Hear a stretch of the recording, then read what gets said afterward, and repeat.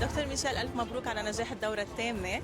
عم تختار مواقع أثرية، اليوم عم نشوفك منقي متحف المستقبل واللي هو أيقونة دبي. صحيح صحيح، نحن دايما بنحب نضوي على معالم، والمعالم هي بتكون دايما بكل البلاد متواجدة، وما في أحسن من هالمعلم يلي نحن عم نتصور قدامه، وهو ميوزيوم اوف ذا فيوتشر، متحف المستقبل.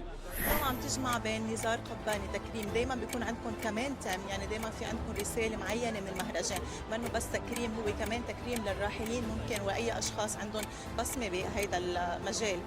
نحن صراحة ما بنحب نكرم راحلين، بس كل دورة عنا بتهدى لشخصية راحلة علمت وما عرفت تموت، وهيدي الشيء دايما بنحب نضوي عليهم وبنحب نضوي على إنجازاتهم، ولأنه هن قدوة لكل جيل ولكل